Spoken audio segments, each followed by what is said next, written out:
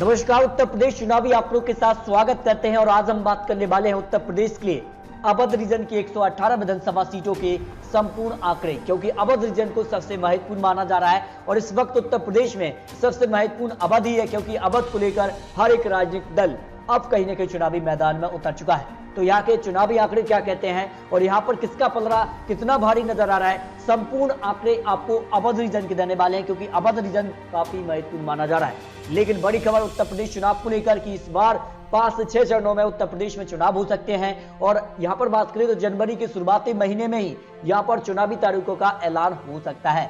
लेकिन 2017 में करीब 7 चरणों में चुनाव हुआ था और ऐसे में अगर बात करें तो इस बार कहीं न कहीं 1 से 2 चरणों की कमी देखने को मिल सकती है। उत्तर प्रदेश चुनाव को लेकर ये बड़ी अपडेट यहाँ पर निकल के सामने आ रही है। लेकिन आपको बता दें कि उत्तर प्रदेश चुनाव के लिए सभी पार्टियां चुनावी मैदान में हैं और अपने अपने यहाँ पर रणनीति के तहत काम करना शुरू कर चुके हैं। तो यहाँ पर बात करें तो जेपी नड्डा जी हो, बीजेपी की तरफ से यहाँ पर योगी आदित्यनाथ जी हैं और प्रधानमंत्री मोदी जी कहीं न कहीं विस्तार से अमित शाह जी भी चुनावी मैदान में है। तो बड़ा एक कह सकते हैं कि एक दिग्गज नेताओं की एक बड़ी टीम उत्तर प्रदेश चुनाव के लिए बीजेपी की तरफ से है। लेकिन अखिलेश यादव कहीं न कहीं अपनी रणनीति के तहत उत्तर प्रदेश में काम कर रहे हैं और कहीं न कहीं जो छोटे दलों के साथ गठबंधन कर रहे हैं, तो इसका फायदा कितना होने वाला है। आखिर बीजेपी 300 प्लस का टारगेट लेकर चल रही है, लेकिन अखिलेश यादव 400 का टारगेट लेकर चल रहे हैं। तो अवध रीजन पर किसका कितना दम इस वक्त दिखाई दे रहा है, क्योंकि अवध से ही विजय रथ निकलेगा।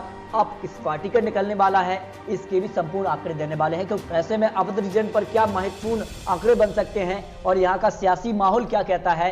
क्योंकि हाल ही में प्रधानमंत्री मोदी जी ने एक और एक्सप्रेस की सौगात दी है, वो है यूपी के लिए गंगा एक्सप्रेस वे। जहां दोस्तों इससे पहले आपको बता दें कि पूर्वांचल एक्सप्रेस वे हो, यहाँ पर जयबाग एयरपोर्ट हो और अब कहीं न कहीं गंगा एक्सप्रेस वे का भी उद्घाटन यहाँ पर प्रधानमंत्री मोदी जी कर चुके हैं। तो उत्तर प्रदेश के लिए कहीं न कहीं बड़ी सौगात यहाँ पर बीजेपी दे रही है और चुनाव के एन वक्त पर। तो क्या इसका फायदा होने वाला है, क्या जनता उनके पक्ष में जाने वाली है या फिर अखिलेश यादव की जो रैलियां हैं उनमें जिस प्रकार का जन समर्थन देखने को मिल रहा है, क्या जनता उनके साथ जाने वाली है।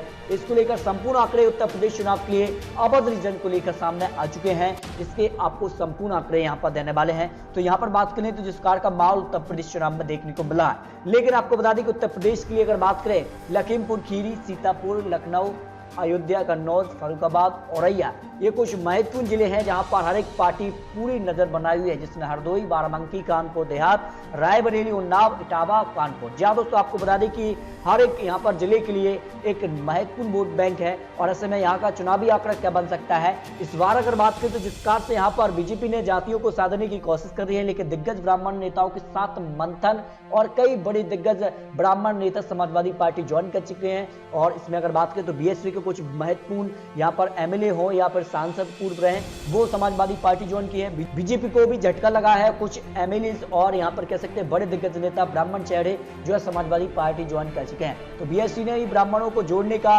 एक सोशल इंजीनियरिंग के तहत यहाँ पर सम्मेलन आयोजित किए हैं, लेकिन किसके साथ जाने वाले हैं ये आने वाला वक्त बताएगा। लेकिन आपको बता दें कि कांग्रेस की नजर दलित वोट बैंक पर इस बार है, क्योंकि जिस प्रकार का माहौल अब कांग्रेस भी यहाँ पर बात करें तो यहाँ पर राहुल गांधी भी चुनावी मैदान में उतर गए हैं। पहली बार है उत्तर प्रदेश चुनाव के लिए इस समय से काफी समय से यहाँ पर प्रियंका गांधी अकेले ही नजर आ रही थी, लेकिन अब राहुल गांधी यहाँ पर बात करें तो अमेठी में दिखाई दिए हैं। क्या कांग्रेस यहाँ पर दम दिखा पाएगी या नहीं, इसके भी आंकड़े आपको देने वाले हैं। लेकिन आपको बता दें कि अवध रीजन के लिए जातीय आंकड़ा क्या कहता है। यहाँ पर बात करें तो 11% करीब ब्राह्मण वोट बैंक है और राजपूत करीब 8% है, ओबीसी वर्ग करीब 22, दलित वोट बैंक 13% है, मुस्लिम की बात करें तो करीब 15% वोट शेयर है, जाट वोट बैंक करीब 10% आ जाता है। यानी उत्तर प्रदेश के लिए अवध रीजन काफी महत्वपूर्ण है, क्योंकि हर एक वर्ग के यहाँ पर अलग अलग वोट शेयर है और ऐसे में किस वोट शेयर पर किसकी पकड़ हो सकती है इसके भी आंकड़े आपको देने वाले हैं। क्योंकि 2007 में जब मायावती जी ने अपनी सरकार बनाई तो उनका विजय रथ कहीं न कहीं अवध रीजन पर एक मजबूत पकड़ थी और बीएसपी ने शानदार प्रदर्शन किया था। तो उसके पीछे का एक बड़ा कारण था कि यहाँ पर उनको यहाँ के लोगों ने समर्थन दिया था, यहाँ पर ब्राह्मण चेहरों ने समर्थन दिया था। जबकि बीजेपी का क्या गणित हो सकता है, 2017 में बीजेपी ने जीत हासिल की थी तो यहाँ के ब्राह्मण चेहरों ने और कहीं न कहीं जो अन्य वर्ग हैं उनका समर्थन बीजेपी को मिला था। इस दम पर 2017 में बीजेपी ने अपनी सरकार बना ली। लेकिन इसके पीछे की आंकड़े क्या कहते हैं, 2017 का अगर चुनावी गणित आपको दिखाएं तो तो बीजेपी ने 67 विधानसभा सीटों पर जीत हासिल की थी। तो और बीएसपी ने यहाँ पर बात करें तो करीब 6 सीटें, एसपी ने 6 सीटें और कांग्रेस ने 2 सीटों पर जीत मिली। लेकिन इस बार का माहौल काफी बदल चुका है। बीएसपी अब कहीं न कहीं जो है इस चुनाव से काफी पीछे नजर आ रही है, लेकिन समाजवादी पार्टी और बीजेपी में आमने सामने की टक्कर दिखाई दे रही है। तो क्या ये टक्कर आने वाले वक्त में और कठिन होने वाली है? आखिर किसका पलड़ा भारी हो सकता है अवध रीजन को लेकर, इसके भी आंकड़े आपको दिखाते हैं। 2012 का चुनाव कहीं न कहीं जब समाजवादी पार्टी ने जीता तो यहाँ के लोगों ने समाजवादी पार्टी को 61 विधानसभा सीटों पर जीत दिलाई थी। आपको बता दें कि 81 सीटों का ये आंकड़ा है, जबकि बीएसपी को यहाँ पर 10 सीटें, बीजेपी को 6 सीटें, कांग्रेस को 3 और अन्य को 1 सीट। और आपको बता दें कि 2007 में जब मायावती जी ने अपनी सरकार बनाई थी तब 34 सीटें यहाँ पर बीएसपी ने जीती थी, समाजवादी पार्टी ने 28, बीजेपी ने 9, कांग्रेस ने 8 और अन्य खाते में 2 सीट। यानी यहाँ का एक अलग आंकड़ा है और इतिहास है कि हर वो 5 साल में यहाँ पर जो है सत्ता परिवर्तन देखने को मिलता है। उत्तर प्रदेश चुनाव के लिए यहाँ का रीजन कहता है कि अवध रीजन में हर 5 साल में सत्ता परिवर्तन होती रही है। तो क्या 2022 में ऐसा होने वाला है? अगर ऐसा 2022 में नहीं होता है तो ये पहली बार होगा कि अवध रीजन के लोग एक पार्टी को दूसरी बार सरकार में लाते नजर आए हैं। तो क्या यहाँ का आंकड़ा बन सकता है? आपको बता दें कि अवध रीजन में किसे कितने वोट शेयर जो नया सर्वे डिस्ट्रीब्यूटर ने जारी किया है उस हिसाब से क्या कुछ आंकड़ा उत्तर प्रदेश के लिए बनता नजर आ रहा है। देखिए, अवध रीजन की 118 विधानसभा सीटें हैं और ऐसे में बीजेपी को 42% वोट शेयर और समाजवादी पार्टी को 33% वोट शेयर, बीएसपी को 11% वोट शेयर, कांग्रेस को 8% और अन्य के खाते में 6% वोट शेयर जाने का अनुमान अवध रीजन की 118 विधानसभा सीटों के लिए लगा है। यानी समाजवादी पार्टी और बीजेपी में यहाँ का वोट शेयर में ज्यादा अंतर तो नहीं दिखाई दे रहा है, लेकिन कहीं ना कहीं समाजवादी पार्टी के वोट शेयर में इजाफा हुआ है। जो पिछले यहाँ पर सर्वे सामने आया तो उसमें करीब 25 से 30% पर समाजवादी पार्टी थी, लेकिन अब कहीं ना कहीं 33 पर पहुंच गई है और बीजेपी 45 से 42 पर पहुंच गई है। तो बीजेपी के वोट शेयर में गिरावट कुछ यहाँ पर परसेंटेज की, जबकि समाजवादी पार्टी के वोट शेयर में इजाफा हुआ है। ये अवध रीजन को लेकर 118 विधानसभा सीटों का आंकड़े। अब बात करें कि सीटों में किसे कितनी सीटें मिलने का अनुमान अवध रीजन की 118 विधानसभा सीटों में आज चुनाव हो जाते हैं तब ये आंकड़े निकाले जा रहे हैं, क्योंकि कई यहाँ पर मायनों से देखा जाए तो उत्तर प्रदेश चुनाव में हर दिन कुछ नया देखने को मिलता है।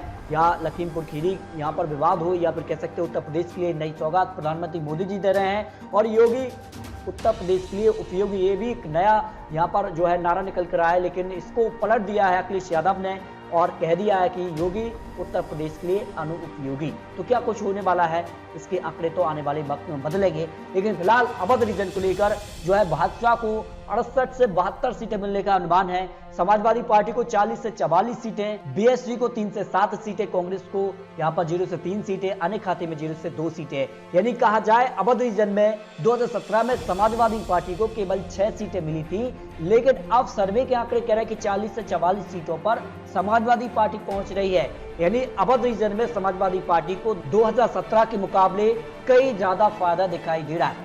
क्या जमीनी स्तर पर यह आंकड़ा इस तरह का बैठता है तो फिर कहीं ना कहीं उत्तर प्रदेश में कुछ भी हो सकता है, ये यहाँ पर आंकड़े निकल कर सामने आ रहे हैं। लेकिन दोस्तों, आपको क्या लगता है अवध रीजन में आखिर किसका पलड़ा भारी नजर आ रहा है? भाजपा को, समाजवादी पार्टी या फिर बीएसपी, कांग्रेस को या अन्य के खाते में कितनी सीटें जा सकती है? इस पर आप राय कमेंट बॉक्स में जरूर रख सकते हैं, क्योंकि आने वाले समय में आपको उत्तर प्रदेश के लिए नए आंकड़ों के साथ सभी 403 सीटों के आंकड़े भी देने वाले हैं। लेकिन दोस्तों, आपको क्या लगता है 403 सीटों पर किसकी होने वाली है जीत और किसकी हो सकती है हार? इस पर अपनी राय रखिए, क्योंकि ये तो चुनावी आंकड़े, चुनावी अनुमान है। आने वाले वक्त में किस प्रकार के चुनावी प्रचार होते हैं और किस प्रकार के गठबंधन होते हैं और उसके बाद टिकट बंटवारा काफी महत्वपूर्ण हो जाता है, क्योंकि टिकट बंटवारे के बाद काफी हलचल उत्तर प्रदेश चुनाव में देखने को मिलेगी। कुछ बीजेपी दिग्गज नेता कहीं ना कहीं समाजवादी पार्टी ज्वाइन कर सकते हैं, तो समाजवादी पार्टी के कुछ बड़े दिग्गज नेता वो बीजेपी में आ सकते हैं, या फिर किस प्रकार का माहौल बनेगा ये तो आने वाला वक्त ही बताएगा। तो दोस्तों, मिलते हैं और सटीक महत्वपूर्ण विश्लेषण के साथ, कब तक के लिए जय हिंद, जय भारत।